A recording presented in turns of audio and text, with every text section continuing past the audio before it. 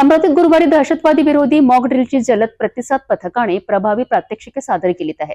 सकाळी 12:30 ते 2 च्या वेळेत शासकीय विश्रामगृह येथे ड्रिल पार पडली आहे।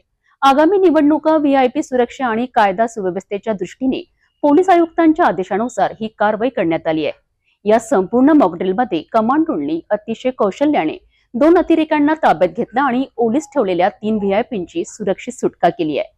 या कारवाईत विविध विभागांनी संयुक्तपणे काम करून उत्कृष्ट समन्वय दाखवलाय। अमरावती शहरात जलद प्रतिसाद पथकाकडनं दहशतवाद विरोधी मॉक ड्रिल करण्यात आली आहे।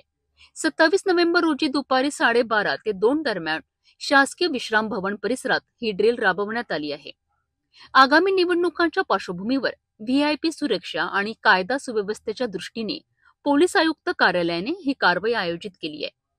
मॉक ड्रिल दरम्यान जलद प्रतिसाद पथकाने प्रमुख पोलीस उपनिरीक्षक अजय जाधव यांच्या मार्गदर्शनाखाली कमांडोंनी अतिदक्षता आणि सपळाई दाखवत संपूर्ण प्रात्यक्षिके यशस्वी पार पाडली आहे।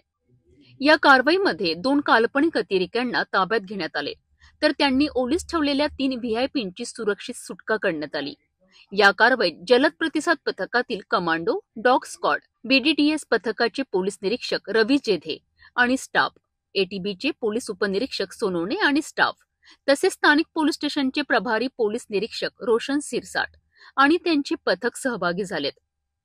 विश्राम भवनचे प्रभारी श्रीकृष्ण गोमकाळे आणि त्यांचा स्टाफ देखील या मॉकड्रिलमध्ये सक्रिय सहभागी होते।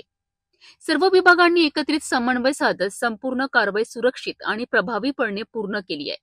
ही मॉकड्रिल पोलीस आयुक्त अरविंद चावरिया यांच्या मार्गदर्शनाखाली, तसेच परिमंडळ 1 चे पोलीस उपायुक्त गणेश शिंदे, परिमंडळ 2 चे पोलीस उपायुक्त श्याम घुगे, मुख्यालयाचे पोलीस उपायुक्त रमेश धुमाळ आणि फ्रेजरपुरा विभागाचे सहाय्यक पोलीस आयुक्त कैलास पुणकर यांच्या मार्गदर्शनानुसार यशस्वी करण्यात आले।